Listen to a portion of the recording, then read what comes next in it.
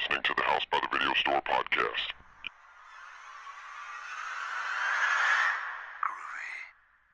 There's no more room in hell. The dead will walk near. We have such sights to show you. I kick ass for the Lord. Praise God! Welcome to the House by the Store podcast. I'm your host, William, and joined today will be Sean. Hello. On this episode, we'll be discussing Cloverfield, the 2008 found footage film, not the 10 Cloverfield Lane that came out and was at 2016, or the Cloverfield Paradox, which came out this year in February, post Super Bowl. We'll be covering the 2008 Cloverfield, the found footage movie that was directed by Matt Reeves. That was the one that kind of kicked off that franchise, and I don't want to say revive. It's weird that it kicked off the franchise because then it did take another 8 years, you know? Well, and two, you could really argue, are these like 10 Cloverfield Lane was only very loosely connected, if at all, to Cloverfield, the original. It's more tonally than actual story-wise and character-wise.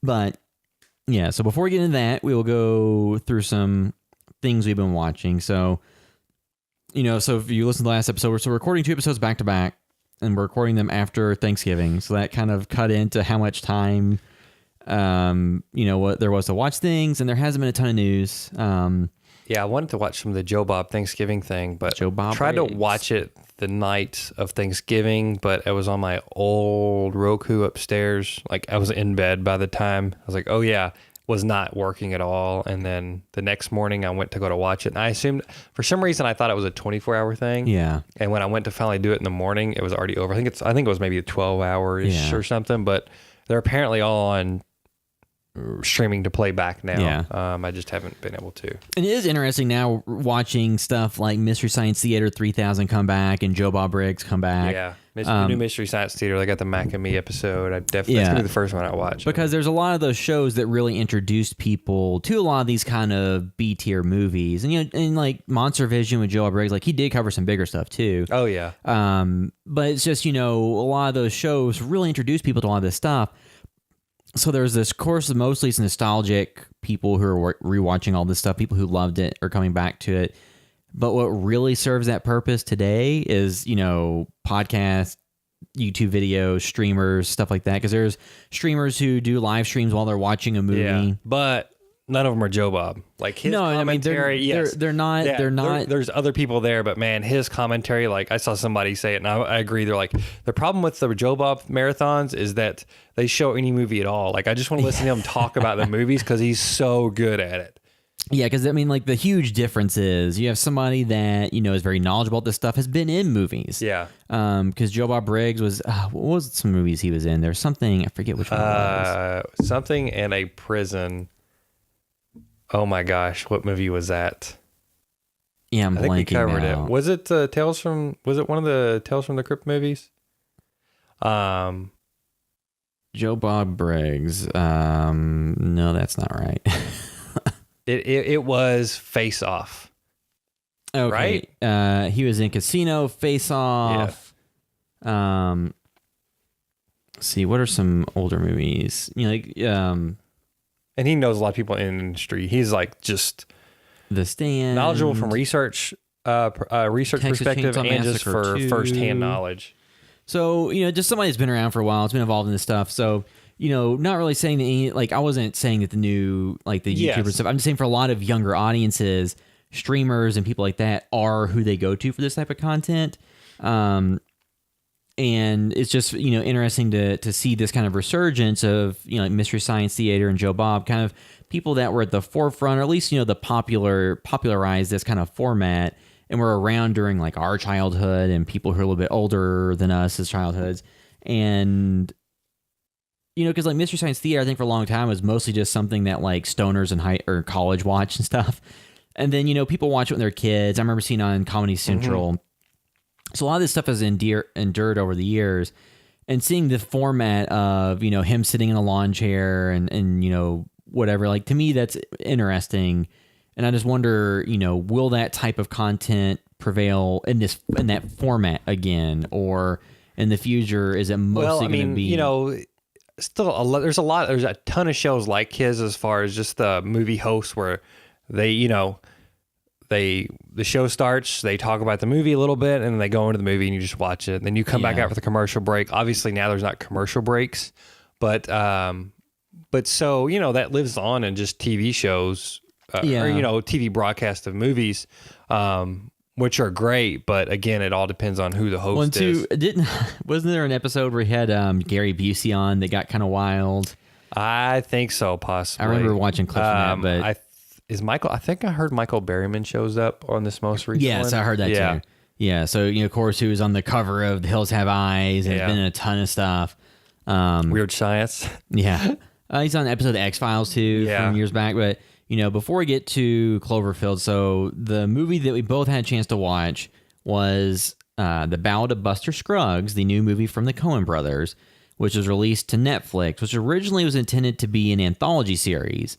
So I think like a 6-episode series was the initial plan.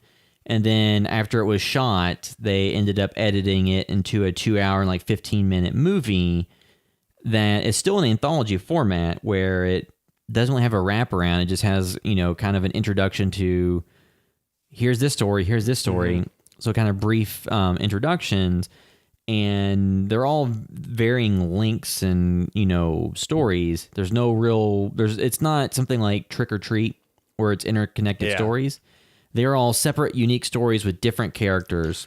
I feel like too, one thing this thing does, say something like, Hateful Eight maybe doesn't do, or even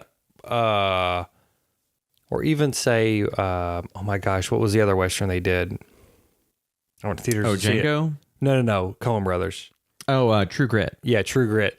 This, because it's anthology, it not a complete breadth of maybe the West, but it gives you a good feel for the West, and that, Hateful Eight was set inside of a cabin. This, takes you on the Oregon Trail. You know what I mean? You get to see a little bit more breadth. You follow along a bank robber. You get to see like a nice little valley and like a gold mining area. Yeah, of an area that is, just by the way that one opens with all the animals leaving, it seems like a place that has never been touched by man before. Like you just kind of get a good sensation of the West and kind of the exciting portions of it. And then being the Coen Brothers films, there's some death in this series, and how how easy it is to possibly die and pass away in the West. Yeah, so the thing I would say that the main takeaway, so it was very interesting reading the reviews, like after I watched this, reading some of the reviews for this from users. A lot of,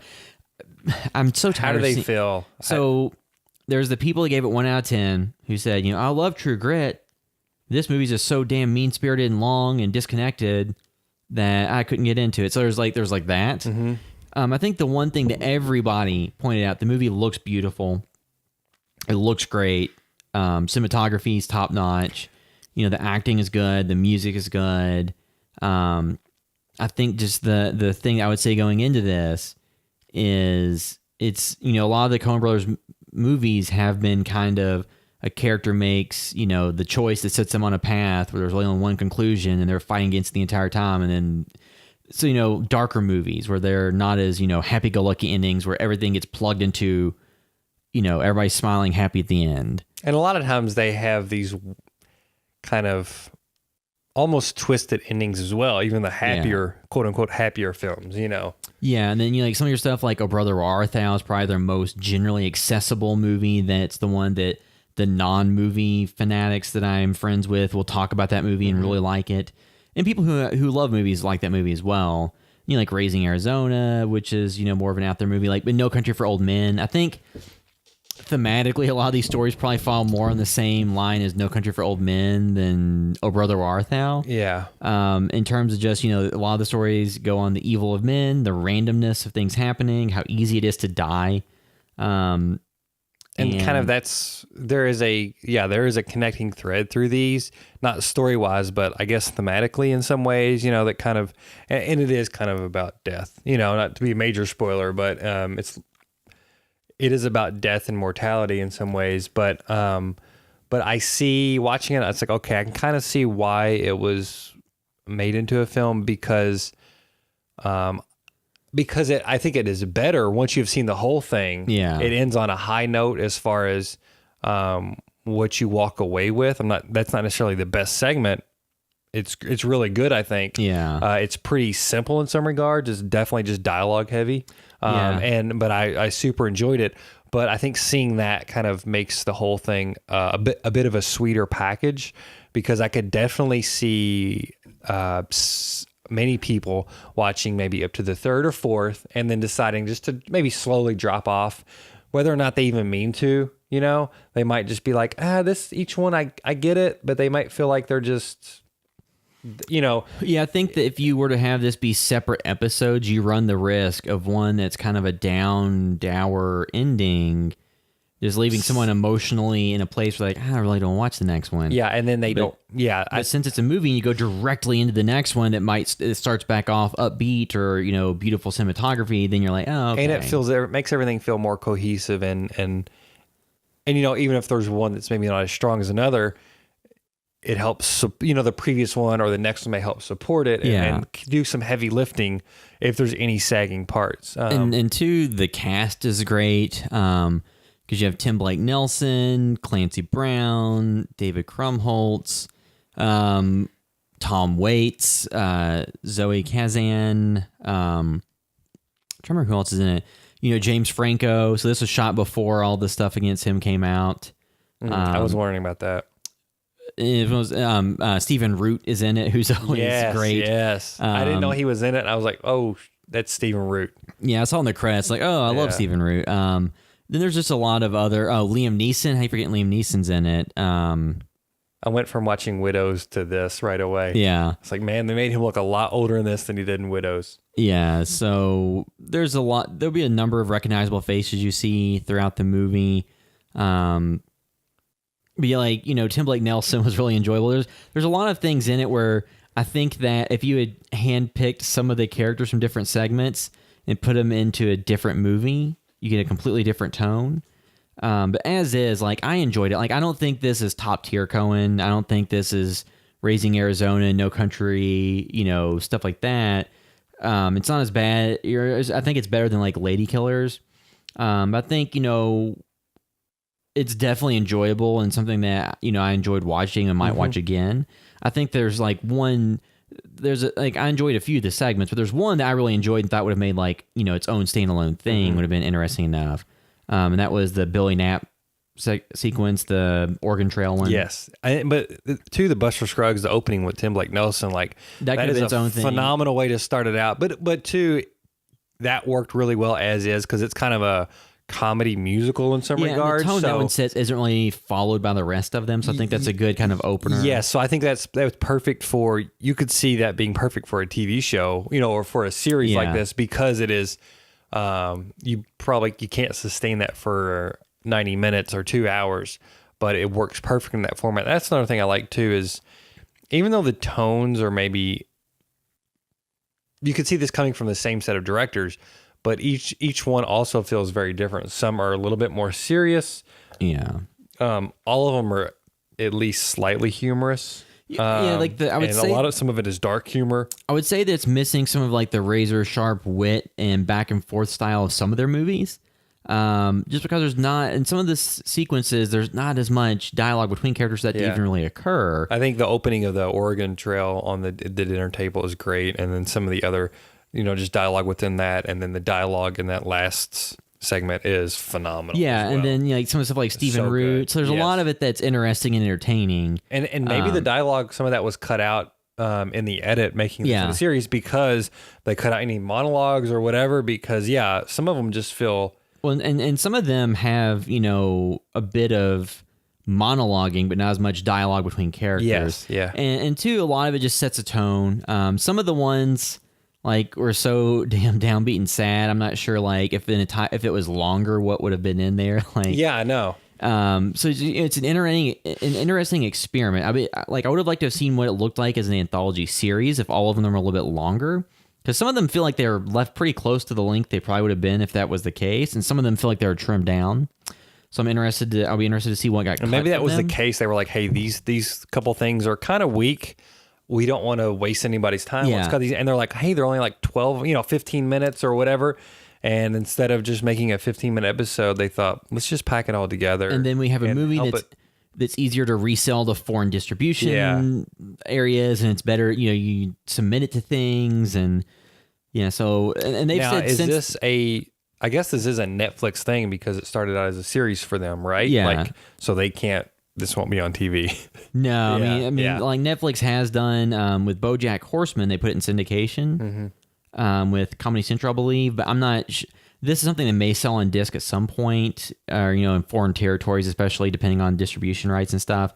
But the Coen brothers have said they would not be doing TV, so this was kind of, I guess, like their one experiment with something that wasn't film.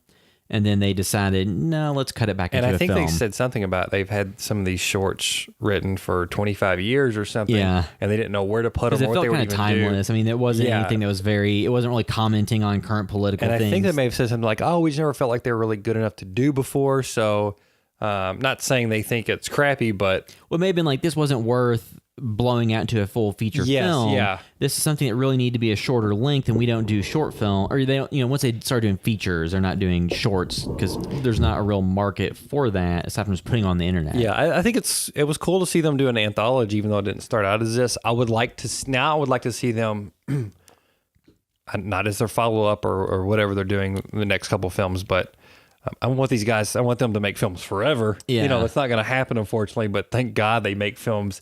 They churn them out. They're not like Kubrick. They don't like 6 or 7 years. But at some point, I would like to see them make an anthology from the get go. Yeah. Just to see what they would do with it, because anthologies can get very stale. You know what I mean? Like I like what they did with this, but I would like to see them take another approach and knowing, like, let's start this from the beginning. Knowing it's anthology and kind of just seeing if they could bring a fresh take to it. One, too, they have their more contemporary stuff like Burn After Reading. Doing an anthology in a more contemporary setting would be something that would be very... I would be very intrigued to see what comes out of the Coens for that. I'm not sure what they're going to do next, but... I did feel like they were veering towards wanting to do westerns, and then they did a few because No Country for Old Men was everything but a western. It was set in the American Southwest, had elements of westerns. It just happened to be set in the 80s, or I think it's 80s, late 70s, early 80s. And then they actually did True Grit, which was just a straight a western, and then they did this, which is a return to like the westerns. Because it feels like a lot of directors now want to go back and do one or do, a few of them just because that was like the genre that a lot of people grew up on. Yeah, and that's what they mentioned too. And, Sam Raimi grew up on those and did The Quick and the Dead or whatever. So there's all these directors who want to do westerns, and it's one of those things where like I would like to work on a western project on the low budget scale operations. It's really hard to do that and make it look convincing whatsoever because bad costumes really sell you down the river pretty quickly. But I think it'd be great to do that or fun. Well, I was just thinking about a couple of these, like, man, they actually did this with not a lot of resources. Yeah, a lot of, they managed to pull it off in a good little story. James Franco's, I think by the end of it, they're in a bigger setting, but through a lot of that, it's like a single building. Well, like, you know what I mean? There's sequences where they really just need a wide open space. Yes, and it's like they do a lot with a little. Sometimes. The Tom Waits sequence doesn't have. I mean, there's some special effects in there, and some I would assume CG for some of the animals. No, and stuff. I think all the animals are CG mostly. Yeah, or some puppetry or some mixture of stuff. But I mean, like a lot of that. Like I enjoyed watching it. I mean, I like I said, I don't think this is my favorite Coen Brothers movie, but I enjoyed it enough, and I really liked one segment out of it, and then there's other ones that I enjoyed too, because like the Tom Waits one I enjoyed. Like the end one was enjoyable enough. Buster Scruggs was enjoyable. Yeah, I mean, there's 4 really good ones, and then some of the others are also good, I think. Yeah, just some of them were just so downbeat that and I did like too that it didn't. It seemed they were probably a little more constrained on budget than it wasn't like an unlimited budget. Anything you want to do, I'm sure that the overall price tag was still pretty steep, but it wasn't the Avengers or something. Mm-hmm. It seemed more constrained on some of it because it seemed like they shot around stuff, and some of the stuff they shot around, I'm like, I am so glad they did not show 30 seconds after they cut to black in something. You probably know what I'm talking about. On the Liam Neeson one. Mm-hmm. Yeah. So there's stuff where it's like, okay, I'm glad they did that, but it's just, overall I think, constraints and restraints in them are better than showing everything in full. Yeah. Because like if Tarantino directed this, you would have seen people's heads get blown up and gunshots, and it would be a little more violent. You would have seen stuff. Yeah, and there's some violence in this, but a lot of some of it's humorous too. Some of it's humorous and cartoonish. Some of it's brutal and depressing. But yeah, overall, if you like the Coen Brothers work, it's kind of a must watch because it's the next thing from them. Like the reviews, I think it's mostly gotten like middling reviews. Not middling. I'm just let's see. So the Metacritic is 778. The IMDb is 7.4. So not one of their masterworks, like the top tier output they've made, but something that's fun and has a lot of cool stuff in it. What would you expect? I mean, I would never expect an anthology from anybody to being their top tier work. I mean, especially one that started a TV show that got compressed into anthology. But having said that, yeah, it's a very, very enjoyable thing. And it's something I would like to put on again too. I would definitely put this on and just let it run and watch it. I mean, I like this. I liked it more than Hail Caesar, maybe, which is that recent movie that had Ralph Fiennes. Maybe. And I think True Grit I probably liked more than this overall. And then Burn After Reading and No Country for Old Men I liked more. And I'm trying to think other stuff like Inside Llewellyn Davis I need to watch again. Some of their more modern stuff, but yeah, like it's definitely a good movie, but it's not Fargo or some of their top tier. But yeah, so it's on Netflix. If you're a fan of their movies, definitely check it out because there's definitely at least something there for anybody who's a fan. Now I think for a casual moviegoer who's just like, oh, this new thing on Netflix that's got this kind of funny cowboy guy on it, I'll watch that. And then they're like, oh man, this isn't what I thought at all. So I think that there is like the element of that. Yeah, if you're wanting to see a traditional Western narrative, I think, especially series, just go watch True Grit.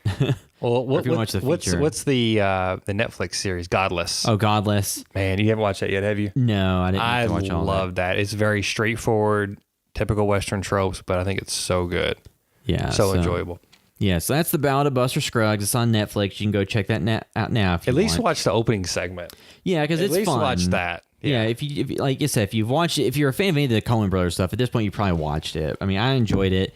Like I said, not my favorite movie of the year or anything, but I do like that it seems like these streaming services are freeing creators up to tackle these projects that aren't the 12 years in the making, grueling artistic, project that they just can't get made. Yeah. It seems like it gives them a little bit more freedom to, well, here's something I would make, if I didn't have studio constraints on me and people running me through a marketing department and test screening and, making sure that this is a 4-quadrant concept. This is more of like Okja. I don't think Okja would have gotten the green light from a major studio. No. And then the movie coming out from Alfonso Cuarón soon, La Roma. It doesn't seem like that's something that everybody's been praising that thing through the roof. I can't wait to see that. Yeah, I've been really excited to see that one. So it seems like Netflix is just freeing people up to maybe because it's still to me amazing that Guillermo del Toro got The Shape of Water made and released by a studio. Yeah. It feels like that type of stuff would be more. That won Best Picture, didn't it? Yeah. That's so crazy. I mean, I think it was a really good movie, but it's just so crazy.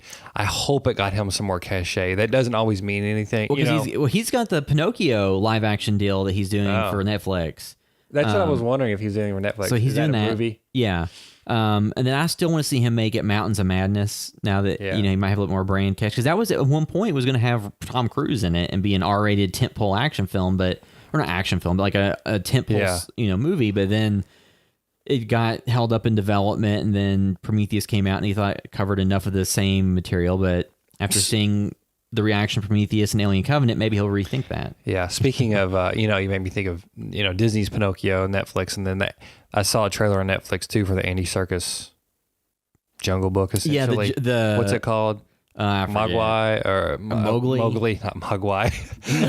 I would like to see Andy Serkis Mogwai film. Yeah. So Andy Serkis too. I like that dude a lot.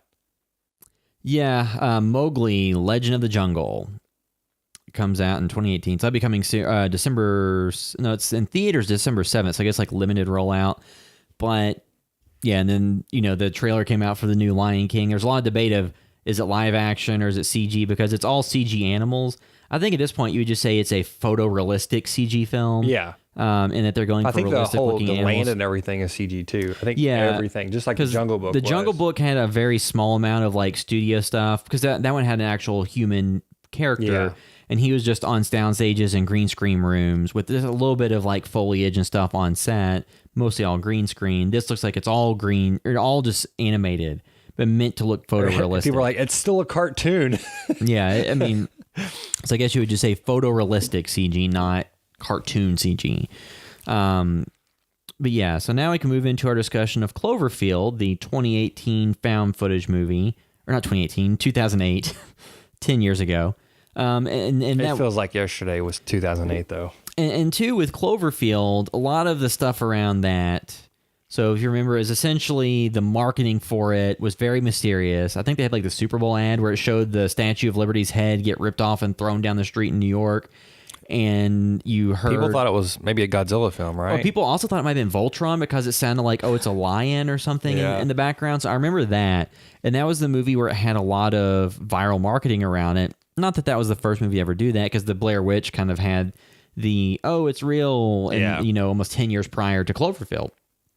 In the late, was it 99 or whatever, 99 or 2000. But this seemed like a whole orchestrated plan that was much, because this felt it seemed like a happy accident and like something that they leaned into. Blair Witch, this seemed like, hey, J.J. Abrams production company, because he was known very much for the mystery box of like Lost, where there's the hatch on Lost, what's behind the hatch, like setting up these mysteries. Everybody's like, well, what's going on? Yeah, I've seen his talk about that, and it was very intriguing the first time, and then you see some of his stuff that doesn't pay off, and you're like, okay, and that concept is bullshit if you don't do it right. Yeah, I think that if you don't do it right. The mystery box concept. So Cloverfield, like I said, it's basically just a group of friends having like a going away party.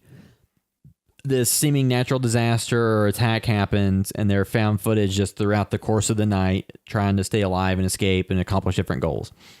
So the found footage movies we had gotten prior to that point. So you had Blair Witch Project, which is running around the woods. Regardless of quality, it's and just we're talking about bigger ones, not every single found footage. Yeah, so I'm sure there's stuff that we are not aware of or didn't cover or watch. But in terms of like the big movies you've heard of, because I was about to say, what's the other one that came out at the same time? Well, Diary of the Dead came out around the same time. No, I'm talking about as Blair Witch. Oh my gosh, the last broadcast. Oh yeah, there's last there's broadcast, stuff like that. Blair Witch. Yeah. Even going back to Cannibal Holocaust, a lot of those are smaller in scope and scale, and mostly just about a smaller group of people.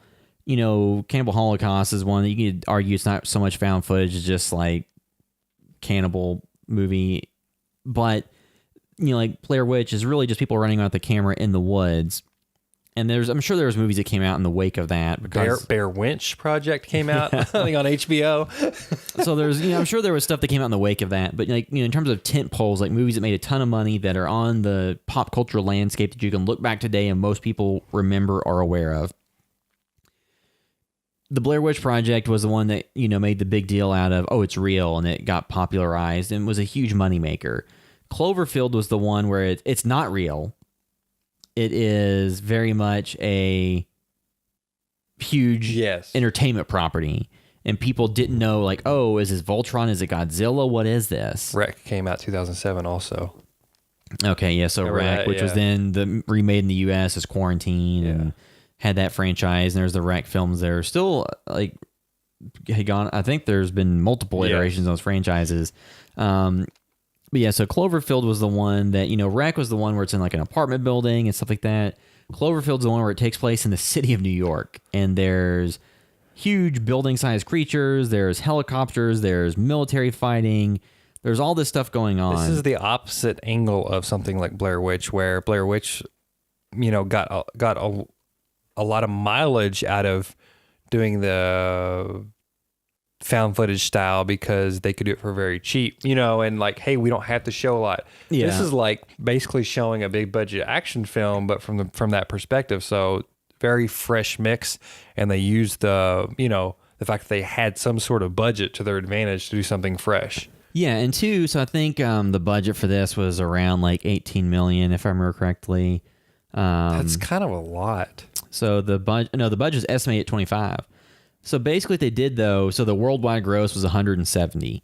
So basically what they did was they made a Godzilla movie or a movie of that ilk, like a kaiju type movie on a budget of 25 million instead of a budget of 100 plus. Yeah. So they decided, well, what's the slice we can make of that?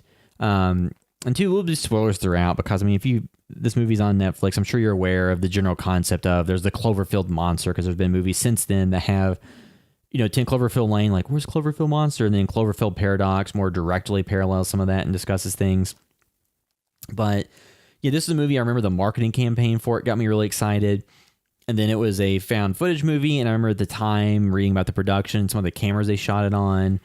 And it's like, oh, okay, so they're shooting this on some cameras that theoretically I could have access to because they shot on some of those like $5,000 Panasonics. Mm-hmm. Now they still use like Panavision Genesis and Sony Cinealta and Thompson Viper. Like, so these cameras are huge, expensive camera systems for this stuff where, because I think the Thompson was the one that had like really good, like infinite depth of field. You could see far off into the distance and had good low light. Because basically, when you watch this movie, if a camcorder existed with all the features and performance of the camcorder in this movie, they would have sold millions of them. And two, one thing that always bugged me about this movie, and even non-techie people pointed this out, the movie says the footage was retrieved from a SD card that was recovered on the site. But there's footage that's recorded over older footage, and DV card or SD cards don't work that way. When you record footage to an SD card, it's a single clip. You hit end, it stops. You record a new clip, it stops. And you can delete a clip and record a new one if you run out of space, but you literally can't record over. Well, I always thought that like it's split up too, but I always thought that too. Those Mavic drones, the new one, apparently had a guy that shot some drone footage for me. Said he didn't realize his car was, and it actually did record over some of the stuff he shot. Oh, it did. I don't know why they would be set to that. And actually, maybe there was just some weird camera, early on digital cameras that did that for some stupid reason. Well, I know the Ape Tech cameras that I had back then didn't. I've never had a camera or anything do that. Yeah. I don't know. I think he had the Mavic drone or something. And he said, I was like, maybe it's like a consumer thing where they think it's mostly a quote unquote toy, and it's like, hey, people are just, they don't want to, but because I had him shoot some footage that he shot a bunch of footage and then the first part wasn't recorded. Yeah. I don't know. So I just wonder, it's like, well, why didn't they just say DV tape? That's a very simple fix for it to be accurate. Yeah. But when you get past that, like, the basic premise is you got a character where they're having a go-away party because the guy's going to be going to Japan. And then you have a party, you get more backstory on who the main players are and what kind of and then you get some of the recorded footage that's from before the movie takes place. It kind of gives you background on the character. You definitely like the Japan stuff as the call, the kaiju and everything. They show the little flag, and it has to be intentional on that. Yeah, because the movie has Michael Stahl David in it, T.J. Miller, Leslie Kaplan, Jessica Lucas, Mike Vogel. So, Lizzie Kaplan's been in a bunch of stuff. Party Down was awesome. So, she's been in a bunch of movies across, Isn't she in that with Michael? Masters of Sex. Yeah. And then also, speaking of TJ Miller, on Silicon Valley, Ben Feldman, he's also in Silicon Valley as the lawyer, I think. Yes, too. Yeah. yes. And he was. I'm like, who is he? Yeah, he was in Silicon Valley as their lawyer. He was on Mad Men as Michael Ginsberg, and he was in that movie As Above, So Below, and some other stuff. So yeah, it's appearing in a number of things. Because there are some other people that appear throughout the cast that have gone on to be in things since then. Looking through here. Theo Rossi, so my guess was a party goer or something, was on Netflix's Luke Cage show. Charlene Yee too. Yeah, so there's people that showed up in this. I didn't spot her, but I was also watching my daughter. Yeah. So you basically just have the character, was it Rob, is going to Japan for business, to be a vice president of something. And then you have his relationship with Beth, who is kind of like his wannabe girlfriend or something, where it didn't really go well. So you kind of set the stakes up early, and you set up the relationships between all the characters, And I think it isn't effective enough. A lot of people thought it was annoying, like the character building stuff. Well, here's my issue with it. So this was written by Drew Goddard and directed by Matt Reeves. And Matt Reeves, again, he did, 2/3 of that Planet of the Apes, the new series, which I think is like one of my favorite trilogies in recent years. I guess he's still doing the new Batman. He did the Let the Right One In remake. I think he's a killer director. But for me, the thing about the relationship stuff was the main character is too much of just vanilla white guy. Yeah. He's a little boring. He does not feel nothing interesting about him really. And that's how, most everybody in this film comes off basically as far as the cast. This opposite of what we talked about last week with Cam, this feels like it came from a place of like, hey, let's have this concept. Let me just put in these placeholder characters, because we need stuff to happen. We hinge it on a relationship, a story in between two, just so we have a reason for him having to go rescue. We'll go full spoilers too, you think? Yeah, because if you've seen this, it's on Netflix. Watch it on Netflix. It's 10 years old at this point. And I don't think any of that, the spectacle is... Knowing the story stuff really doesn't change the experience whatsoever. Yeah, for sure.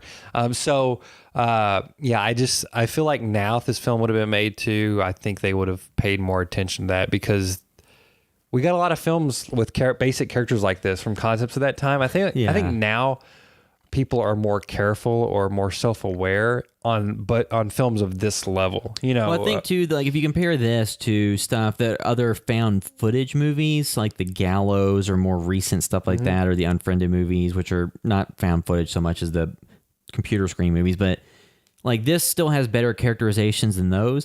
And I think part of that's just some of the supporting characters, like Lizzie Kaplan, who's just a good actor. Yes, so you have just strong performers that bring a little bit more to it than if it was just an amateur at the beginning of their career without a very well-written character. It can be pretty rough. Yeah, all the performances are good, and they do great with what they have. Regardless of what you think of T.J. Miller in the past few years based on his news stories, in this movie, he's the camera guy throughout most of it, and kind of a goofy character, and, good. He does a good job at what he's supposed to do. That's how everybody they do a good enough job with what they're supposed to do, but it's the concept that you sells do this not movie. care. Yeah, you do not really care that much about the characters ever, I don't think. Yeah, because like when a character like his brother Jason dies on the bridge, it's in the movie there's not a ton of mourning period for that. Yeah, no, it's just because you're like, oh, this other attractive actor who was doing a good job, you didn't really get like.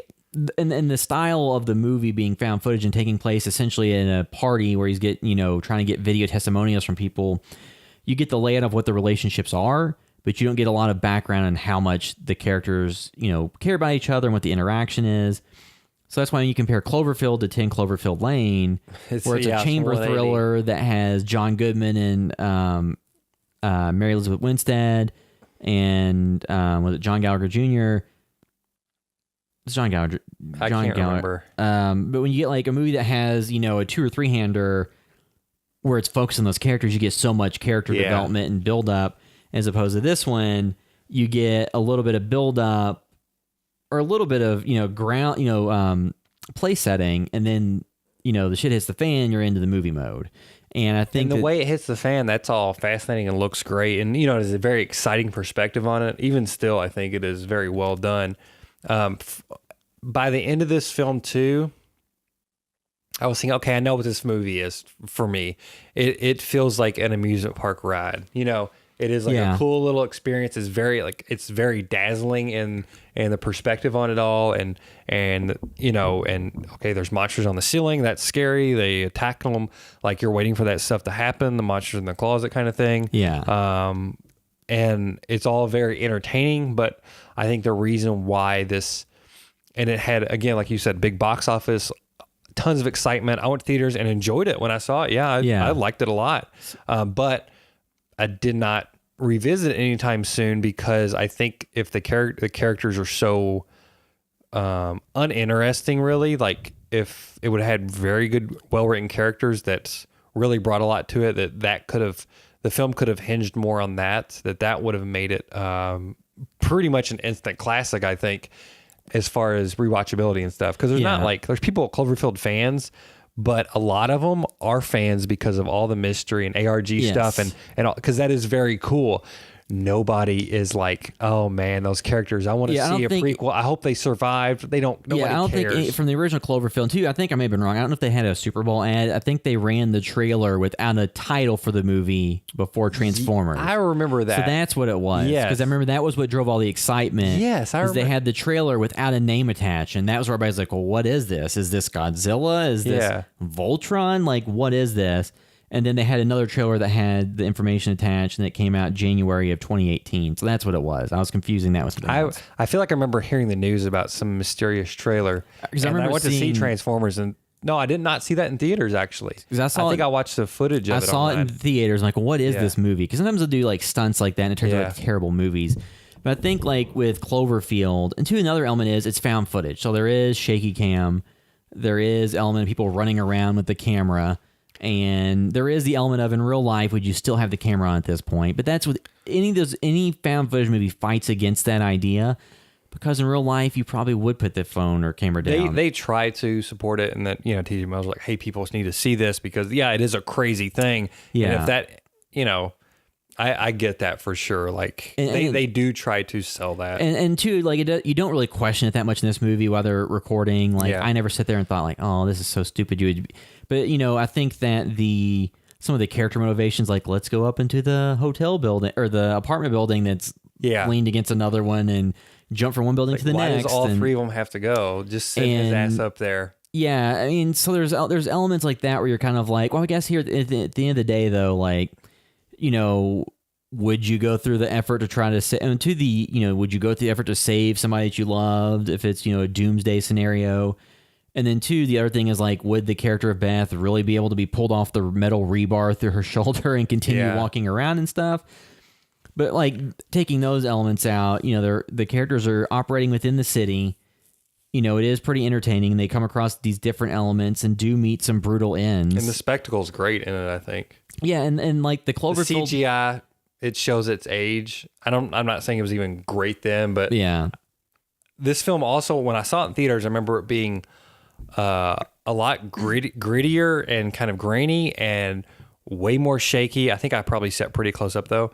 Watching this now on a 4K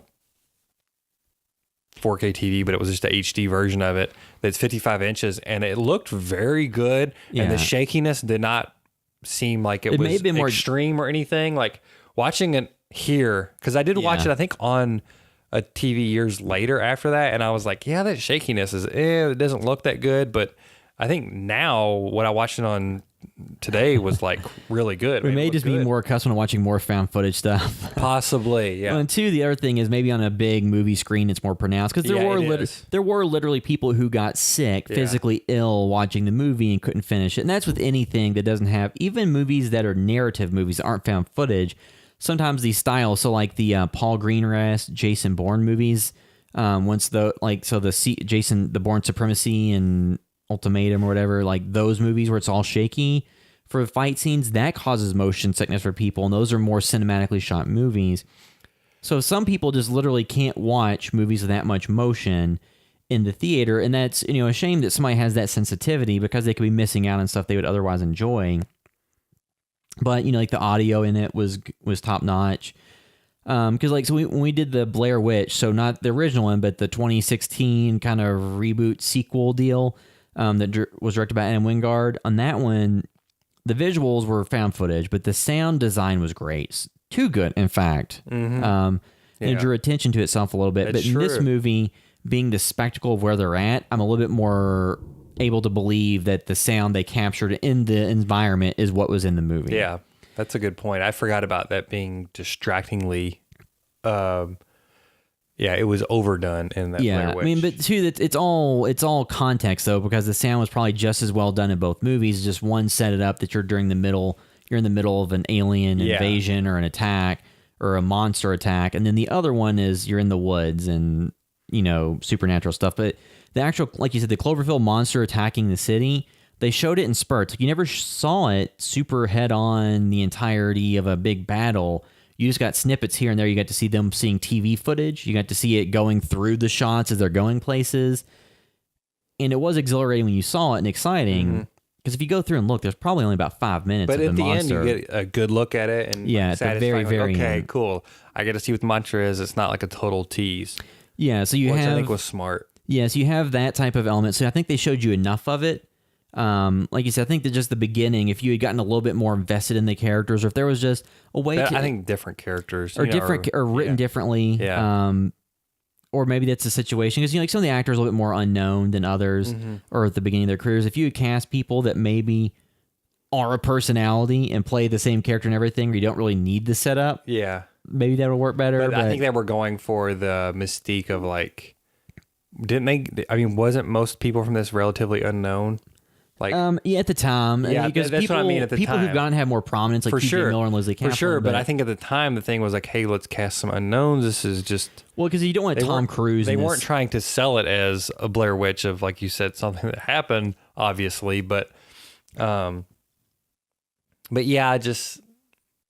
it was just a little bland for me as far as all of them, and it's fine. The movie has a quick pace. It did its job and was like an incredible roller coaster ride in theaters.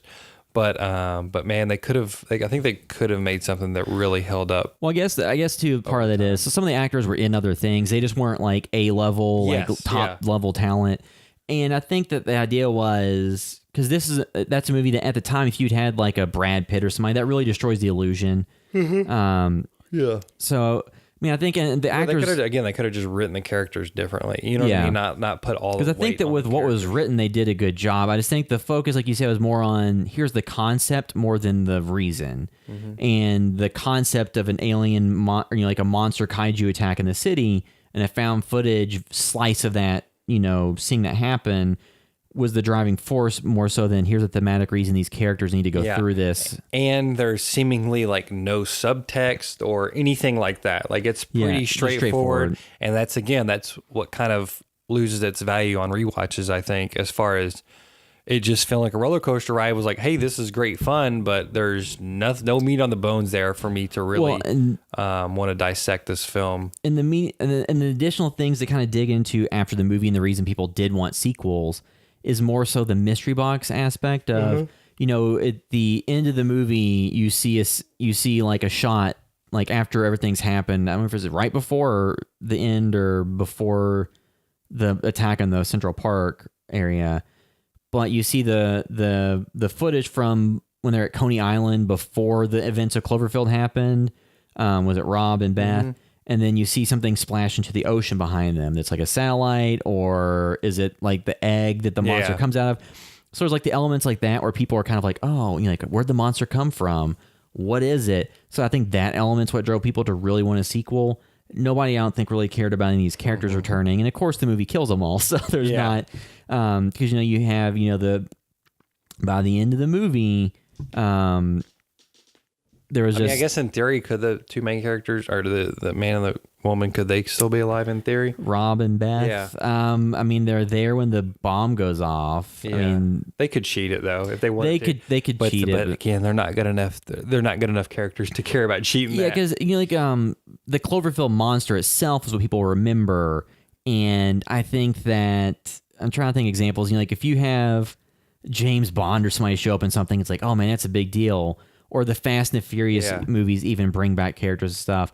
But Cloverfield, the characters were kind of secondary to the spectacle. So I don't think that them again, coming back... even the original Godzilla, that had a lot of subtext to it, and this just has, man, I feel like there could have been a lot of it explored, but it doesn't. And even now, I was thinking, if you made a film now, obviously the characters will be live streaming this on Facebook. You can make this all a screen movie, you know what I mean? Basically, if you want it to.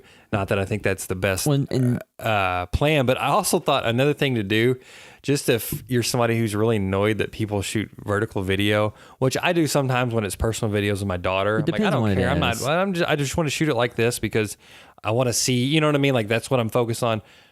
But if you're shooting it for some sort of intent purpose, like my dad was shooting, my daughter's first birthday, I'm like, turn it sideways, because I do want to like upload that to YouTube or something, or watch it on TV. I want them to have somebody that is shooting the entire movie vertical, so then everybody watching is like, oh, that's why you don't shoot vertical, and is annoyed the whole time, because you know how much people will be annoyed if their movie was just a vertical video. The thing though is like reading up on Facebook engagement on videos, and we've tested some things here and there. Vertical videos get way more engagement than like horizontal widescreen videos. And I think it's fine for mobile, but if you're watching it on a TV, for a TV, it's a terrible experience. So I just imagine if somebody was filming this nowadays, if this happened in 2018, it would all be vertical on cell phones. Yeah, so I mean, like you have those elements, but and two, this was the movie. So like you said, Wreck had came out before this. But in terms of huge milestone box office at the United States box office, the domestic box office, Cloverfield was a big success in 2008 because the budget was, what did I say, $25 million, and then domestically it made, let's see, does it say? So the opening weekend was like $46 million, so it had a huge opening, and it grossed $80 million in the U.S. So it had a big opening and didn't even have a 2 times multiplier, because I think the spectacle, once the cat was out of the bag in terms of what the mystery was to it, and people realized it's found footage, then it kind of tapered off after the initial shock, this cool franchise thing just, this movie just appeared. And then it made $170 million worldwide. But then you had something like Paranormal, and the movie budget was like $25 million. They had a big marketing budget too. And that same year, October 2008 was Quarantine. Yeah. I saw that one in theaters. That one had a budget of $12 million, according to Box Office Mojo, and then a worldwide gross of $41 million, 31 domestic. And then a movie, Paranormal Activity, came out. I think it was done in 2007, and it came out in 2009. So it was done too before Cloverfield was released and just sat on the shelf. But I think Cloverfield's success, in terms of $170 million worldwide, may have been like, oh, okay. And then Paranormal Activity made $193 million worldwide off a budget. It's estimated 15,000. I think at the end of the day, that was what they made it for originally. And then went back and did multiple reshots and reshoots and redid the audio and stuff. So closer to probably $1 million or something. And we don't know. At least I'm not seeing on Box Office Mojo how much Diary of the Dead costs.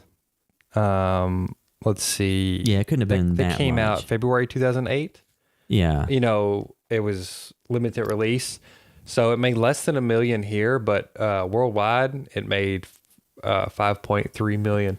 And then, so I don't think it was probably less than $5 million. Yeah, I would say so. And that was a movie too that did like a lot of video on demand and DVD and stuff back when there were still markets for that. So just the idea was like, Cloverfield still made, his upper crust in terms of how much found footage movies have made in total box office. Had a lot higher budget than most of them though. So like Paranormal Activity was far more profitable. But I think it set the stage for, these mixed media concepts. So a found footage, big action movie. And then I think after that we saw, of course you had all the horror movies like the Paranormal Activities, and then all the things that came in the wake of that really drove the found footage concept into the ground in some respects. And then there's still ones that have come out recently that I've enjoyed, depending on what it is. But I think it was a pretty bold experiment. But from the perspective of J.J. Abrams in the studio, it's like, okay, we're making a movie that has the potential to be this huge thing, but we're putting $25 million into it instead of $100. And I really wish more people go back to that level of investment in film and say $25 to $30 million. Sure, that's not nothing. That's enough to do big special effects and to do cool things. But it also lets you have more room to take risk, because the investment isn't so high that you have to make a full 4-quadrant family film to make your money back. You can do some experimentation. But I think with like Cloverfield, when you look at the legacy of it, the concept and the idea is what people remember and like. But I think this happens every time found footage movies come out, that especially like the handheld shaky cam, is people in concept like, oh, I love Blair Witch, I love Cloverfield. And then they go watch the new one. It's like, I don't like found footage. And I think that that's just this thing that happens where people remember the concepts, but just don't like the execution of what it is. And I can be guilty of that myself sometimes. It's like, man, I wish this was just like a narrative film. Yeah. Granted, it would probably cost 5 times as much to have made, but I just don't want to see it shaking all over the place. I think there's potential for a Cloverfield sequel that is, I want to say a direct sequel, but in the vein of this film. Yeah. Something else to be said about social media.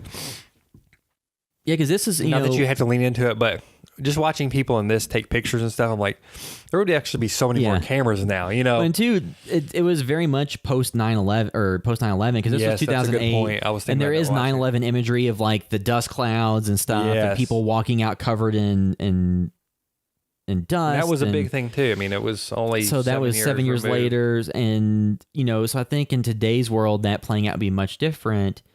And then Cloverfield Paradox tried to set the stage for there to be other movies spinning off in that universe. Now, how effectively that, achieved its goals is yet to be argued, but there is room for another movie in that series to come out. But so far, the movies mostly have just been, the name Cloverfield is just like experimental sci-fi film that we invested a decent budget in, but not too much. But in the future, like I would be happy to see another movie come out in this franchise that was a continuation of the Cloverfield story that maybe showed more of the what and the why. People like big monster movies too. That's the thing people you have like. The Godzilla movie coming out, you had Godzilla come out. You had Kong Skull Island. You have Godzilla versus King Kong and Godzilla King of Monsters. So you have all these movies coming out. It feels like Cloverfield is just an attempt to do that on a smaller scale and a lower budget with new mythology. And I appreciate that approach, but I do think that when you look back at it, a lot of the found footage aspect is what hurts it for a lot of people, because people now probably watch on social media or on Netflix like, I don't want to watch the shaking. Yeah. And you say it's not as bad on a normal sized television. It's just if you're sitting in like the first group of rows for a huge screen, it's probably way more noticeable than it is watching on. I think another way to do a sequel to this, if you don't want to do found footage but still do something a bit original, I don't want to say this is a super original idea, but something that is not a traditional shot traditionally, and that you avoid the pitfalls of having to show the big wide shots and all that stuff, is to do it in a seemingly single take like Birdman or something. Yeah. So that way you could do whatever you wanted, but you also had that constraint. And then people didn't feel like they were watching a quote-unquote found footage. Well, I think it would be and you would keep you in the moment in the action, which is sometimes the intent of a found footage film. The rehearsal required to do a one take kind of in real time run through a kaiju movie, I don't know that's been... Well, I'm not saying do it all in one. Like Birdman, you hide the cuts. Yeah. You know what I mean? Like, I'm just saying, like, to make it come across like that. Yeah. That would be very ambitious, and that would be a way to have a new conceit to let you show it in a different way, and you can still constrain your budget some because you're not having to You're not showing helicopter shots unless they're in the helicopter, like in this film. So, I mean, like, I do like that idea because I think that the concept in the Cloverfield universe still has more room for stories to be told. And I'm not necessarily... Like, I really like 10 Cloverfield Lane. So I like the idea of maybe Cloverfield just being like the code name for their kind of sci-fi series. But if they want to tie back those narratives, which they started to try to do with Cloverfield Paradox... Just get Alfonso Cuarón and... Children of Men.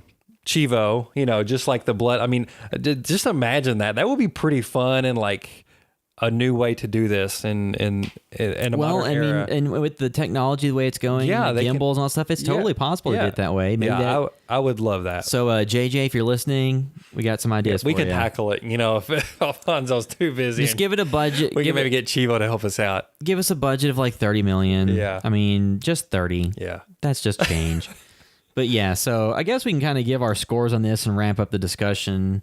So coming out of the theater when I saw this in 2008, I was probably more like 8 or 9. Yeah, me too. Just because, for the time, fresher concept in terms of big budget movie, but not told, it wasn't a redux of the Godzilla from the late 90s with Matthew Broderick and stuff. It was a cool movie at the time. And I'm not saying it's not cool anymore. It was a cool marketing concept. We get a lot more cool movies now, though. It was a cool marketing concept. It was something that was this big, mysterious movie that wasn't, the standard way things were handled. It was shot on equipment that was theoretically more feasible that I could even get my hands on to use at that point in time. So a lot of things made me excited about it and think it was really fun. Rewatching it today, it's still like to me at least a 7. I still enjoy it, and I still would rewatch it again in the future. But to me, it's lost a little bit of the oomph that made it, because the environment they set up, that was what they intended to do. The mystery box element sets an environment up, and then it makes the initial experience be what it is. And then it's still, I think, an enjoyable movie, but it just doesn't have that experience around it that when I saw it in theaters the first time, and you're like, well, what is going on? What is all this stuff? And it was fun to talk to people about it, Yeah, it was like a conversation piece that was like a big deal. But you weren't quoting lines that the character said when you walked out of there. People don't quote Avatar or... Well, yeah, but I'm saying, it's...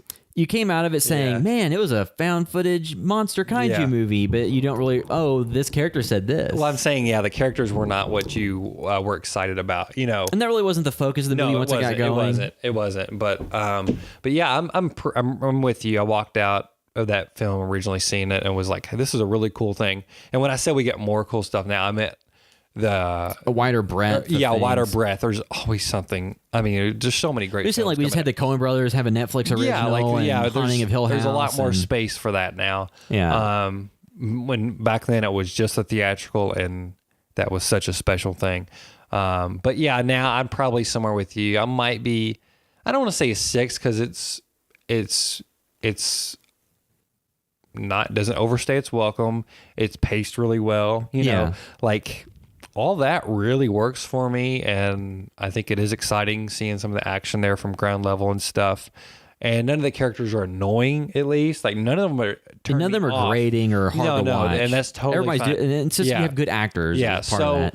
I'm probably like 7. Yeah, I would say a 7. Yeah. Yeah, so 7 and 2. Like looking at this now, it still would make an amazing video game. This in the VR space. Yeah, for sure. Or there's probably been games like this, but just like that experience, I think translates to games. And because a lot of times you talk about like there's no great video game movies like this, District 9, Overlord, all these movies that are original IP or original-ish IP that are essentially translations of what video games do often. I think the Paramount Studios would put in like Cloverfield ride that's just like a simulator, basically. You like this, you know what I mean? Like just something like, even if you were supposed to be in a car and driving around, like that would be pretty fun. Like, the Cloverfield monster running around.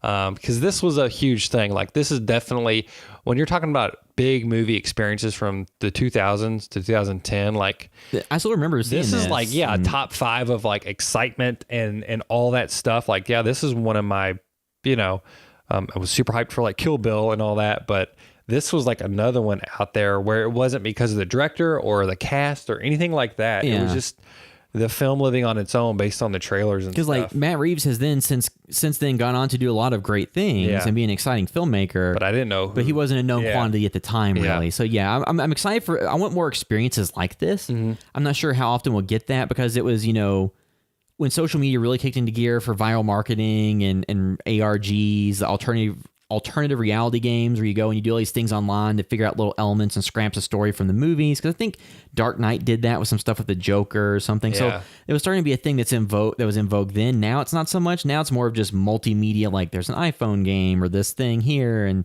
all that. But yeah, I would like more experiences like Cloverfield in terms of just kind of out of the blue, this new thing that's kind of, damn, that's something I wasn't expecting. But yeah, so I guess I'll wrap our discussion of Cloverfield from 2008. If you're listening via iTunes, you can do us a huge favor, leave a review that helps other people find the podcast. You can always leave us comments on YouTube because we always enjoy seeing that feedback there and get a lot of great comments. You can find all the work we're doing at housebyvideostore.com. You can find links there to all of our social media accounts, to Facebook, Instagram, Twitter, of course, YouTube. So you can follow us on all those places. Make sure to definitely follow us on Facebook and Instagram because we'll post stuff about upcoming podcasts, behind the scenes from short projects we're working on and different things like that. And if you want to find us specifically on the internet, you can find me on Twitter at @TheWilliamCaps. And I'm at BlevinSean on Twitter. And that'll wrap up this episode of the House by Store podcast. Thanks for listening.